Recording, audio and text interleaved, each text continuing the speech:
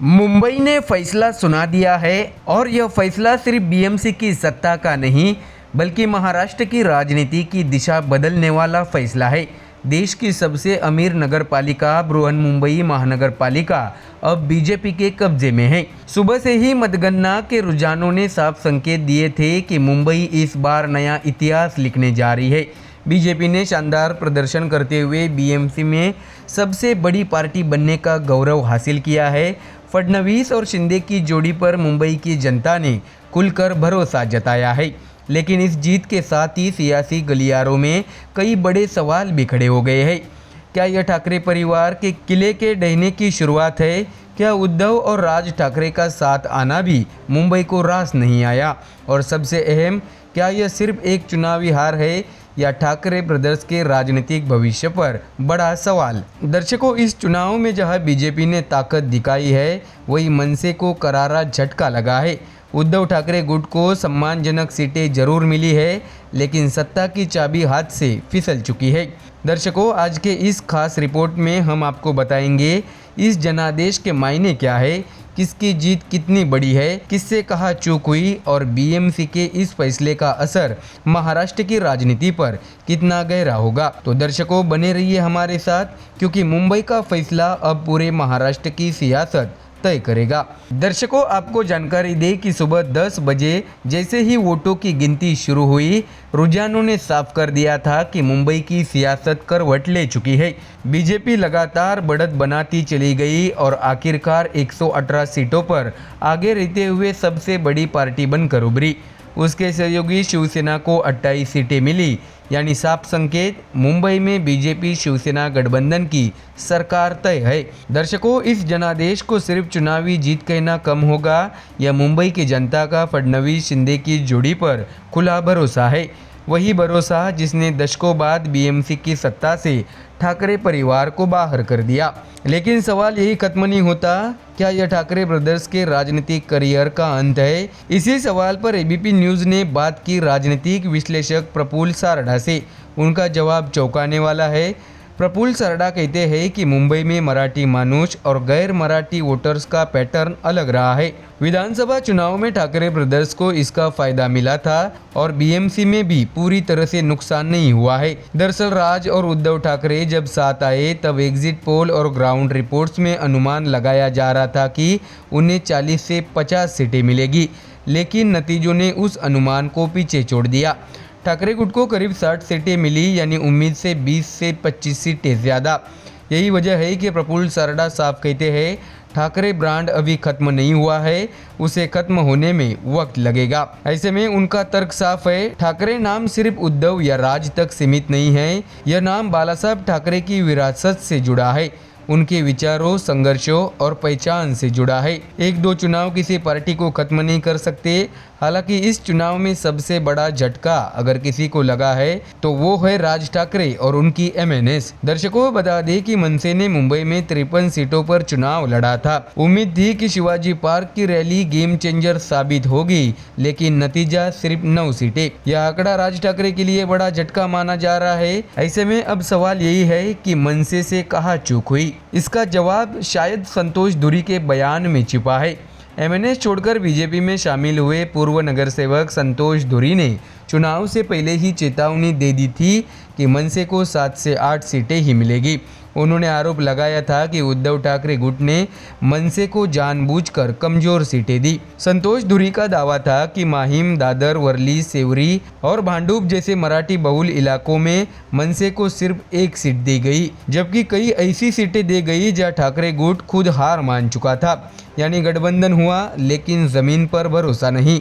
नतीजे सामने हैं, मनसे हाशिए पर चली गई। तो वही दर्शकों, दूसरी तरफ उद्धव ठाकरे गुट को कांग्रेस से दूरी बनाना फायदे का सौदा साबित हुआ। इस चुनाव में उन्हें मुस्लिम वोटर्स का भी समर्थन मिला। शिवसेना ठाकरे गुट ने बीएमसी में अपनी पकड़ बरकरार रखी है और एक मजबूत विपक्ष के रूप में उभरा है। प्रफुल्ल सारडा के मुताबिक अब असली परीक्षा बीएमसी में विपक्ष की भूमिका निभाने की है। क्या ठाकरे ब्रदर्स जनता के मुद्दे उठाएंगे या सिर्फ आरोप प्रत्यारोप की राजनीति होगी? यह देखना दिलचस्प होगा। फिलहाल तस्वीर साफ है, बीजेपी सत्ता में है, ठाकरे ब्रदर्स सम्मानजनक संख्या के साथ विपक्ष में और मनसे को आत्म मंथन की जरूरत। मुंबई ने फैसला सुनाया है, लेकिन महाराष्ट्र की राजनीति में यह कहानी अभी खत्म नहीं हुई है। तो मुंबई से लेकर महाराष्ट्र की 29 महानगर पालिकाओं तक आज सियासत का तापमान अपने चरम पर है। नगर निकाय चुनाव के नतीजों ने साफ कर दिया है कि महाराष्ट्र की शहरी राजनीति अब एक नए दौर में प्रवेश कर चुकी है। देश की सबसे अमीर नगर पालिका बीएमसी हो या ठाणे, नागपुर और छत्रपति संभाजी नगर, जनता ने वोट के जरिए बड़ा संदेश दे दिया है। बीएमसी समेत 29 महानगर पालिकाओं के नतीजों के बाद महायुति खेमा जीत का दावा ठोक रहा है। डिप्टी सीएम एकनाथ शिंदे ने जीत को विकास का जनादेश बताते हुए कहा, अब सिर्फ विकास ही ब्रांड है। बाला साहेब ठाकरे को लेकर दिए गए उनके बयान ने राजनीतिक हलकों में नई बहस छेड़ दी है। वहीं मेयर की कुर्सी को लेकर भी महायुति में आत्मविश्वास साफ नजर आ रहा है। लेकिन कहानी का दूसरा पहलू भी उतना ही अहम है। असदुद्दीन ओवैसी की पार्टी AIMIM ने इस चुनाव में चौंकाने वाला प्रदर्शन किया है। 13 महानगर पालिकाओं में 95 पार्षद और मुंबई बीएमसी में 7 सीटों पर जीत। यह संकेत है कि शहरी राजनीति में एक नई ताकत उभर रही है। ऐसे में तो सवाल बड़ा है, क्या यह नतीजे सिर्फ निकाय चुनाव तक सीमित रहेंगे या फिर आने वाली विधानसभा और लोकसभा राजनीति की तस्वीर भी यही से तय होगी। दर्शकों, इन्हीं सभी सवालों के जवाब आंकड़ों और सियासी बयानबाजी के साथ देखिए हमारी ये खास रिपोर्ट। दर्शकों, जानकारी दें कि 29 महानगर पालिकाओं के नतीजों ने अब साफ कर दिया है कि महाराष्ट्र की राजनीति एक नए मोड़ पर खड़ी है। बीएमसी हो या ठाणे, नागपुर हो या छत्रपति संभाजी नगर, मतदाताओं ने विकास बनाम भावनाओं की बहस पर अपनी मुहर लगा दी है। जानकारी दें कि बीएमसी समेत 29 महानगर पालिकाओं के चुनाव नतीजों के बाद महायुति खेमे में जश्न का माहौल है। डिप्टी सीएम एकनाथ शिंदे ने जीत का श्रेय सीधे जनता को देते हुए साफ शब्दों में कहा है कि अब सिर्फ एक ही ब्रांड है और वो है विकास। दर्शकों, आपको बता दें कि प्रेस कॉन्फ्रेंस में शिंदे का संदेश सीधा और राजनीतिक तौर पर बेहद स्पष्ट था। उन्होंने बाला साहेब ठाकरे का नाम लेते हुए कहा, बाला साहब केवल एक ही थे, कोई उनकी जगह नहीं ले सकता। अगर कोई बाला साहब बनने की कोशिश कर रहा है तो वो संभव नहीं है। शिंदे ने यह भी जोड़ा कि उनकी सरकार में बड़ा भाई छोटा भाई जैसी कोई राजनीति नहीं है, सबका लक्ष्य एक है, मुंबई और महाराष्ट्र का विकास। ऐसे में दर्शकों, बीएमसी के मेयर पद को लेकर चल रही अटकलों पर भी शिंदे ने बड़ा बयान दिया है। उन्होंने कहा है कि मेयर कौन बनेगा उससे ज़्यादा जरूरी है कि मुंबई वैसी दिखे जैसी उसे होना चाहिए। हालांकि उन्होंने ये भी साफ कर दिया है कि महायुति का ही महापौर बीएमसी की कुर्सी पर बैठेगा। तो वही दर्शकों, इससे पहले बीजेपी नेता राहुल नार्वेकर भी कह चुके हैं कि मेयर बीजेपी का ही होगा। ऐसे में दर्शकों, शिंदे ने प्रधानमंत्री नरेंद्र मोदी और मुख्यमंत्री देवेंद्र फडणवीस का नाम लेते हुए ये भी कहा है कि केंद्र में मोदी जी और राज्य में फडणवीस जी हमारे नेता है। हम एक टीम के रूप में काम कर रहे हैं और मुंबई को बदल कर दिखाएंगे। तो वही दर्शकों, इसके साथ ही ठाणे को लेकर शिंदे खास आत्मविश्वास में नजर आए। उन्होंने कहा है कि ठाणे में 71 सीटें जीत चुके हैं। ठाणेकरों ने हमें स्पष्ट बहुमत दिया है। मुंबई को लेकर भी उनका दावा मजबूत है। मुंबई में शिवसेना और बीजेपी बहुमत में है। माहौल पूरी तरह महायुति के पक्ष में बन गया। शिंदे ने यह भी कहा है कि चुनाव भावनाओं पर नहीं, परफॉर्मेंस और विकास के एजेंडे पर जीता गया है। तो वही दर्शकों, उन्होंने तंज कसते हुए कहा है कि जो 25 साल तक सत्ता भोगते रहे, जनता ने उन्हें नकार दिया। तो वही दर्शकों, डिप्टी सीएम एकनाथ शिंदे ने अपनी सरकार की उपलब्धियां गिनाते हुए कहा है कि मुंबई को गड्ढा मुक्त करने का वादा, सीवेज ट्रीटमेंट प्लांट की शुरुआत, मेट्रो परियोजनाओं को रफ्तार, वाटर टैक्सी जैसे नए प्रयोग, रिंग रोड और ठाणे बोरिवली टनल से ट्रैफिक जाम में राहत। शिंदे ने कहा है कि यह ट्रिपल इंजन की सरकार है। मुंबई देश की आर्थिक राजधानी है और उसे अंतर्राष्ट्रीय दर्जे का शहर बनाना हमारा लक्ष्य है। तो वही दर्शकों, इसके साथ ही हिंदुत्व और ठाकरे परिवार पर सवालों के जवाब में शिंदे ने साफ कर दिया, हिंदुत्व हमारी विचारधारा है, लेकिन हमने चुनाव में इसका इस्तेमाल नहीं किया। ठाकरे के भविष्य पर पूछे गए सवाल पर उन्होंने कहा, मैं कोई ज्योतिषी नहीं हूँ, हम काम करते रहेंगे। तो वही दर्शकों, समझने वाली और चौंकाने वाली बात ये भी है कि इस चुनाव की एक और बड़ी तस्वीर भी सामने आई। एआईएमआईएम का उभार। बता दें कि असदुद्दीन ओवैसी की पार्टी एआईएमआईएम ने महाराष्ट्र की 29 में से 13 महानगर पालिकाओं में कुल 95 पार्षदों के साथ अपनी मजबूत मौजूदगी दर्ज कराई है। मुंबई बीएमसी में एआईएमआईएम के 8 उम्मीदवार जीत कर आए हैं। अनुशक्ति नगर से जमीर कुरैशी, गोवंडी से समीर रमजान, मानखुर्द से मजहबहीन अतीब अहमद, वडाला पूर्व से खैरुन्निसा हुसैन ये नाम अब मुंबई की सियासत में नई पहचान बन चुके हैं। तो वही दर्शकों, छत्रपति संभाजी नगर में एआईएमआईएम ने 24 सीटें, मालेगांव में 20, सोलापुर, धुले और नांदेड़ में 8-8 सीटें जीतकर खुद को मुस्लिम बहुल इलाकों की एक मजबूत राजनीतिक ताकत के रूप में स्थापित किया है। यानी महाराष्ट्र के निकाय चुनाव सिर्फ सत्ता का फैसला नहीं है, यह संकेत है आने वाली राजनीति के, जहां एक तरफ महायुति विकास के नाम पर अपनी पकड़ मजबूत कर रही है, तो दूसरी तरफ एआईएमआईएम ने शहरी राजनीति में अपनी जगह बना ली है। अब नजरें इस पर है कि बीएमसी की सत्ता का अगला चेहरा कौन होगा और क्या मुंबई सच में उस बदलाव की ओर बढ़ेगी जिसका वादा आज जीत के मन से किया गया है। तो दर्शकों, फिलहाल इस खबर में इतना ही। देश और दुनिया की बाकी और खबरें जानने के लिए जुड़े रहिए हमारे चैनल MDR न्यूज के साथ। धन्यवाद। मुंबई देश की आर्थिक राजधानी और सियासत का सबसे बड़ा रण क्षेत्र। बीएमसी चुनाव जहां सिर्फ नगर सेवक नहीं चुने जाते, बल्कि मुंबई की सत्ता, सिस्टम और सियासी दिशा तय होती है। मतदान खत्म हो चुका है, ईवीएम मशीनों में फैसला कैद है, लेकिन उससे पहले एग्जिट पोल ने मुंबई की सियासत में हलचल मचा दी है। करीब 2 दशक बाद एक साथ आए उद्धव ठाकरे और राज ठाकरे मराठी अस्मिता के नाम पर बड़ा दाव खेले बैठे थे, तो वही दूसरी तरफ देवेंद्र फडणवीस और एकनाथ शिंदे की जोड़ी स्थिरता और विकास के नैरेटिव के साथ मैदान में उतरी। अब सवाल ये है, क्या ठाकरे ब्रदर्स की एकजुटता बीजेपी शिवसेना गठबंधन को चुनौती दे पाई, या फिर उत्तर भारतीय प्रवासी और मराठा वोटों का रुझान महायुति के पक्ष में जाकर बीएमसी की सत्ता की तस्वीर पहले ही साफ कर चुका है। एग्जिट पोल के आंकड़े बीजेपी शिवसेना गठबंधन को स्पष्ट और निर्णायक बढ़त दिखा रहे हैं, जबकि कांग्रेस और ठाकरे ब्रदर्स को झटका लगता नजर आ रहा है।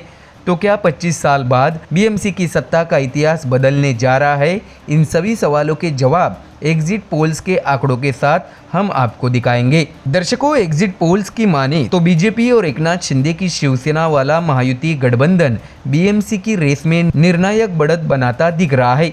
वही करीब 20 साल बाद एक मंच पर आए उद्धव ठाकरे और राज ठाकरे की जोड़ी मतदाताओं को पूरी तरह साध पाने में नाकाम नजर आ रही है। बता दें कि इस चुनाव की सबसे अहम कड़ी रहे मुंबई में रहने वाले उत्तर और दक्षिण भारत से आए प्रवासी मतदाता।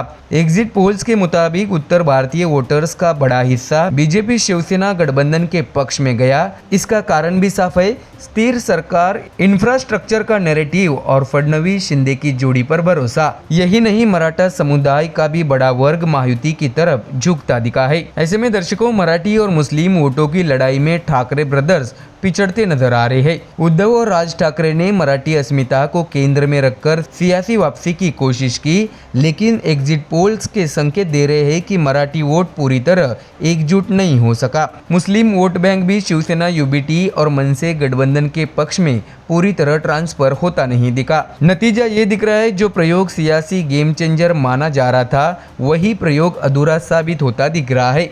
ऐसे में दर्शकों, एग्जिट पोल्स क्या कहते हैं, आइए जानते हैं। सबसे पहले बात जेवीसी एग्जिट पोल की। बीजेपी शिवसेना गठबंधन को यहाँ 138 सीटें, शिवसेना यूबीटी गठबंधन को 59 सीटें, कांग्रेस गठबंधन को 23 सीटें और अन्य को 7 सीटें दिखाई दे रही है। यानी बहुमत से महायुति गठबंधन काफ़ी आगे दिख रहा है। तो वही एक्सिस माई इंडिया का अनुमान भी लगभग यही कहानी कहता है। बीजेपी प्लस 131 से 151 सीटें, यूबीटी प्लस 58 से 68 सीटें, कांग्रेस गठबंधन 12 से 16 सीटें।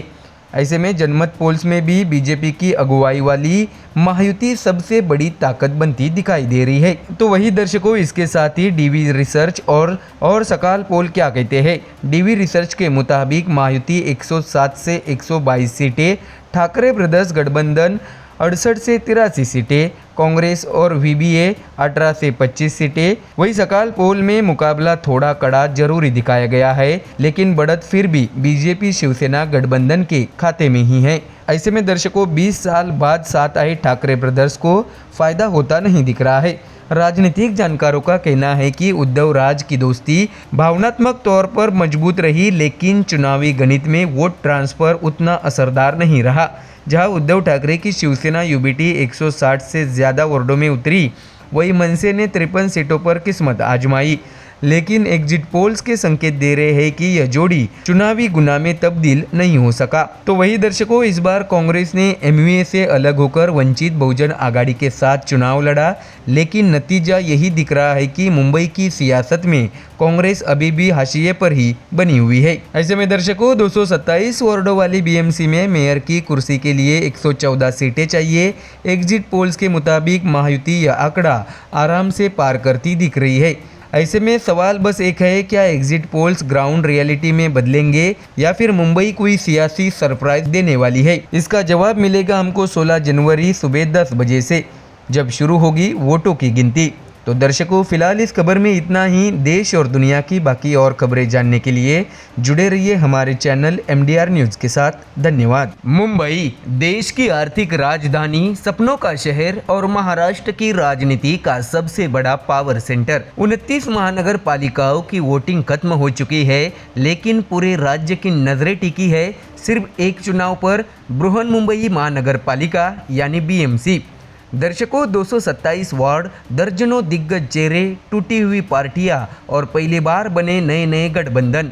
यह चुनाव सिर्फ नगर सेवकों का नहीं, बल्कि राजनीतिक वर्चस्व, नेतृत्व की साख और भविष्य की दिशा तय करने वाला माना जा रहा है। एक तरफ बीजेपी की अगुवाई वाली महायुति है, जिसमें एकनाथ शिंदे की शिवसेना कंधे से कंधा मिलाकर मैदान में उतरी, तो दूसरी तरफ पहली बार साथ दिखे उद्धव ठाकरे और राज ठाकरे, जिनकी जोड़ी ने मराठी अस्मिता और भावनाओं को चुनावी हथियार बनाया। नतीजे 16 जनवरी को आएंगे, लेकिन उससे पहले एग्जिट पोल ने सियासी गलियारों में हलचल मचा दी है। अधिकांश सर्वे बीजेपी गठबंधन को बढ़त दिखा रहे हैं, तो वही ठाकरे बंधुओं के खेमे में बेचैनी साफ नजर आ रही है। और इसी बीच चुनावी प्रक्रिया पर गंभीर सवाल, स्याही मिटाने के आरोप, वोटिंग में गड़बड़ी के दावे और चुनाव आयोग पर सीधे हमले। तो दर्शकों, सवाल बड़ा है, क्या एग्जिट पोल्स बनेंगे हकीकत या फिर मुंबई की जनता चौंकाने वाला फैसला सुनाएगी? तो दर्शकों, चलिए जानते हैं पूरी खबर। जानकारी दे कि महाराष्ट्र की राजनीति का सबसे बड़ा रन मुंबई की सत्ता की जंग। 29 महानगर पालिकाओं के लिए वोटिंग खत्म हो चुकी, लेकिन सबसे ज़्यादा धड़कनें अगर कहीं तेज़ है तो है BMC को लेकर। 227 वार्ड, टूटी हुई पार्टियां, नए गठबंधन और पुराने जख्म। नतीजे 16 जनवरी को आएंगे, लेकिन उससे पहले एग्जिट पोल और चुनावी आरोपों ने सियासी माहौल में भूचाल ला दिया। BMC चुनाव इस बार सिर्फ स्थानीय निकाय चुनाव नहीं, बल्कि शिवसेना और NCP में टूट के बाद पहली सियासी अग्नि परीक्षा है। एक तरफ बीजेपी के नेतृत्व वाली महायुति, जिसमें बीजेपी और एकनाथ शिंदे की शिवसेना कंधे से कंधा मिलाकर मैदान में उतरी। दूसरी तरफ पहली बार साथ आए उद्धव और राज, जिनका गठबंधन मराठी अस्मिता के नाम पर वोटरों के बीच गया। ऐसे में दर्शकों, सबसे पहले बात करते हैं DV रिसर्च की। इस एग्जिट पोल के मुताबिक बीजेपी की अगुवाई वाली महायुति को 107 से 122 सीटें मिलने की संभावना जताई गई है। वही ठाकरे बंधुओं के गठबंधन को 68 से 83 सीटें मिल सकती है। कांग्रेस और वंचित बहुजन आघाड़ी के खाते में 18 से 25 सीटें, अजित पवार की NCP को 2 से 4 सीटें और अन्य के हिस्से 8 से 15 सीटें जाती दिख रही है। ऐसे में दर्शकों, वोट शेयर की बात करें तो महायुति को करीब 41% वोट, ठाकरे गठबंधन को 33%, कांग्रेस BVA को 13%, NCP अजित पवार को 3% और अन्य को 10% वोट मिलते दिख रहे हैं। तो वही दर्शकों, अब नज़र डालते हैं एक्सिस माई इंडिया पर। यहाँ आंकड़े और भी चौंकाने वाले हैं। एक्सिस के मुताबिक बीजेपी गठबंधन को 131 से 151 सीटें मिल सकती है, जबकि शिवसेना UBT प्लस को 58 से 68 सीटें, कांग्रेस गठबंधन को 12 से 16 और अन्य को 6 से 12 सीटें मिलने का अनुमान है। महिला वोटर्स में बीजेपी को 44%, पुरुषों में 40% समर्थन मिलता दिख रहा है। वही ठाकरे गठबंधन को महिलाओं में 31% और पुरुषों में 33% वोट मिलने की संभावना जताई गई है। ऐसे में तीसरा बड़ा सर्वे है JVC एग्जिट पोल। इसके मुताबिक महायुति को 42 से 45% वोट शेयर और 138 सीटें मिल सकती है। ठाकरे ब्रदर्स और शरद पवार के गठबंधन को 34 से 37% वोट और 59 सीटें, कांग्रेस गठबंधन को 23 सीटें और अन्य को 7 सीटें मिल सकती है। मतलब तीनों बड़े एग्जिट पोल्स एक ही कहानी कह रहे हैं। बीएमसी में फिलहाल महायुति आगे, लेकिन तस्वीर अभी पूरी तरह साफ नहीं। ऐसे में दर्शकों, अगर मैदान की बात करें तो बीजेपी ने 137 सीटों, एकनाथ शिंदे की शिवसेना ने 90 सीटों पर उम्मीदवार उतारे थे। शिवसेना यूबीटी ने 163, एमएनएस ने 52, कांग्रेस ने 143 और बीवीए ने 46 उम्मीदवार मैदान में उतारे थे। यानी मुकाबला सिर्फ गठबंधनों का नहीं बल्कि रणनीति और जमीनी पकड़ का भी था। तो वही दर्शकों, वोटिंग खत्म होते ही सियासत ने करवट बदली। उद्धव ठाकरे ने सीधे चुनाव आयोग और बीजेपी पर गंभीर आरोप दाग दिए। उद्धव ठाकरे का दावा है कि मतदान के बाद मतदाताओं की उंगली से स्याही मिट रही है, सैनिटाइजर से स्याही निकल रही है। उन्होंने इसे लोकतंत्र के लिए खतरनाक बताया। उद्धव ठाकरे यही नहीं रुके, उन्होंने ये भी आरोप लगाया कि महिला वोटर्स की फोटो पुरुष मतदाताओं के सामने दिखाई जा रही है और बीजेपी बोर्ड लगातार वोटिंग कराई जा रही है। इसके साथ ही उद्धव ठाकरे ने राज्य चुनाव आयुक्त पर भी सवाल उठाते हुए कहा है कि ये पगार किस बात के ले रहे हैं। उन्होंने यहाँ तक कह दिया है कि चुनाव आयोग और सत्ताधारी पार्टी के बीच मिलीभगत चल रही है। सबसे चौंकाने वाला दावा, खुद फडणवीस सरकार के मंत्री गणेश नाइक वोट नहीं कर पाए क्योंकि वोटर लिस्ट में उनका नाम ही नहीं था। उद्धव ठाकरे की मांग है कि राज्य चुनाव आयुक्त को तुरंत निलंबित किया जाए। ऐसे में मुंबई की तस्वीर फिलहाल दो हिस्सों में बटी है। एक तरफ एग्जिट पोल्स में दिखती महायुति की बढ़त और दूसरी तरफ चुनाव प्रक्रिया पर उठे सवाल। 16 जनवरी को फैसला होगा, क्या मुंबई सत्ता का ताज महायुति पहनेगी या फिर ठाकरे बंधुओं की राजनीति कोई नया मोड़ लेगी। तो दर्शकों, फिलहाल इस खबर में इतना ही। देश और दुनिया की बाकी और खबरें जानने के लिए जुड़े रहिए हमारे चैनल MDR न्यूज़ के साथ। धन्यवाद। महाराष्ट्र में महानगर पालिका चुनाव के लिए प्रचार थम चुका है और अब बारी है वोटिंग की। लेकिन सियासी जंग अपने सबसे तीखे मोड़ पर पहुंच गई है। वोटिंग से ठीक पहले मराठी अस्मिता, इतिहास और मुंबई की पहचान को लेकर आरोप प्रत्यारोप ने चुनावी माहौल को और गर्मा दिया है। बीजेपी के प्रदेश अध्यक्ष रविंद्र चौहान ने उद्धव ठाकरे पर सीधा और तीखा हमला बोलते हुए संयुक्त महाराष्ट्र आंदोलन, 105 शहीदों और कांग्रेस की भूमिका को लेकर बड़े सवाल खड़े कर दिए हैं। बीजेपी का आरोप है कि मराठी मानुष के नाम पर राजनीति करने वाले पहले अपने इतिहास को भूल जाते हैं और आज कांग्रेस के साथ खड़े होकर वही बातें दोहरा रहे हैं जिनके खिलाफ कभी आंदोलन हुआ था। कोंकण के विकास से लेकर मराठी भाषा को अभिजात दर्जा दिलाने तक बीजेपी अपने काम गिना रही है और उद्धव ठाकरे से सीधा हिसाब मांग रही है। इसी सियासी घमासान के बीच राज ठाकरे की मनसे को बॉम्बे हाईकोर्ट से बड़ा झटका भी लगा है। बता दें कि निर्विरोध चुने गए उम्मीदवारों के खिलाफ दायर याचिका अदालत ने खारिज कर दी है, जिससे चुनावी बहस को नया मोड़ मिल गया है। दर्शकों, मतदान शुरू होने वाला है, लेकिन सवाल बड़ा है, क्या महाराष्ट्र की जनता भावनाओं और पहचान की राजनीति पर फैसला करेगी या विकास और कामकाज के दावों पर। इन्हीं तमाम सवालों के साथ शुरू करते हैं दर्शकों आज की हमारी बड़ी बहस और ये खास रिपोर्ट। दर्शकों, आपको बता दें कि महाराष्ट्र में महानगर पालिका चुनाव के लिए प्रचार का शोर थम चुका है और वोटिंग का दिन भी आ गया है, लेकिन सियासी आरोप प्रत्यारोप का ताप चरम पर है। मतदान से ठीक पहले बीजेपी और उद्धव ठाकरे गुट के बीच मराठी अस्मिता, इतिहास और मुंबई की पहचान को लेकर सीधी टक्कर देखने को मिल रही है। प्रचार के आखिरी दिन बीजेपी के प्रदेश अध्यक्ष रविंद्र चौहान ने उद्धव ठाकरे पर तीखा हमला बोला है, तो दूसरी तरफ मनसे को बॉम्बे हाईकोर्ट का बड़ा झटका लगा। दर्शकों, आपको बता दी कि महानगर पालिका चुनाव के अंतिम दिन सियासत इतिहास के पन्नों से निकलकर सीधे वोटिंग बूथ तक पहुंच गई है। मुंबई में पत्रकारों से बातचीत करते हुए बीजेपी प्रदेश अध्यक्ष रविंद्र चौहान ने उद्धव ठाकरे और कांग्रेस पर संयुक्त महाराष्ट्र आंदोलन को लेकर बड़ा हमला बोला है। चौहान ने दो टूक कहा है कि संयुक्त महाराष्ट्र के लिए 105 शहीदों का खून बहा, लेकिन उन पर गोलियां चलाने का पाप कांग्रेस ने किया और यह इतिहास में दर्ज एक अटल सत्य है। दर्शकों, जानकारी दे कि रविंद्र चौहान ने यह भी याद दिलाया कि 16 जनवरी 1956 को पंडित जवाहरलाल नेहरू ने मुंबई को केंद्र शासित प्रदेश करने की कोशिश की थी। उसी फैसले के विरोध और मराठी मानुष के न्याय संगत अधिकारों की लड़ाई से प्रेरित होकर बालासाहेब ठाकरे ने शिवसेना की स्थापना की थी।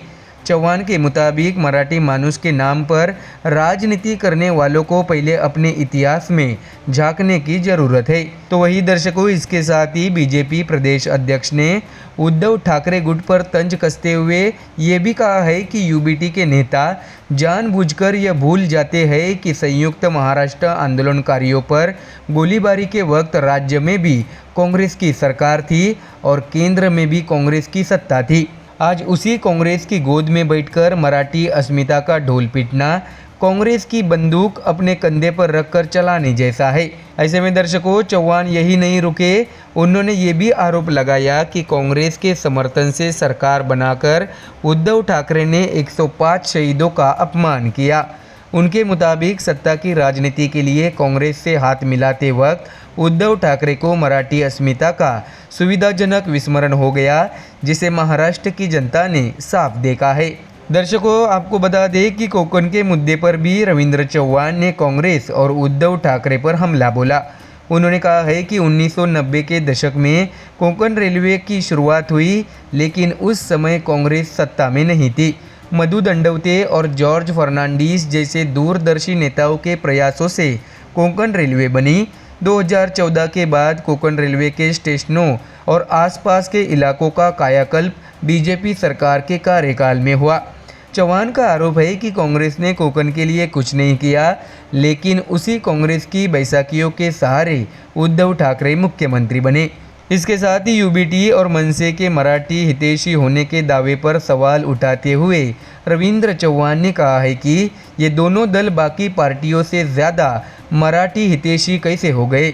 उन्होंने दावा किया कि बीजेपी में अमराठी भाषी सिर्फ भाषा के आधार पर नहीं, बल्कि नेतृत्व, विचारधारा और भविष्य देख कर आते हैं।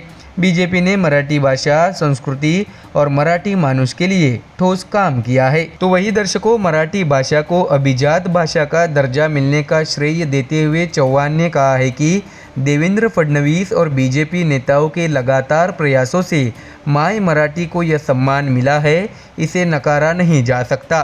तो वही इसके साथ ही मुंबई की बीडीडी चाल का जिक्र करते हुए चौहान ने कहा है कि वहां रहने वाले मराठी परिवारों को उनका हक का घर देवेंद्र फडणवीस सरकार की पहल से मिला। उन्होंने आरोप लगाया कि चुनाव आते ही उद्धव ठाकरे को मराठी मानुष की याद आती है, वरना 5 साल तक वे मराठी शब्द भी भूल जाते हैं।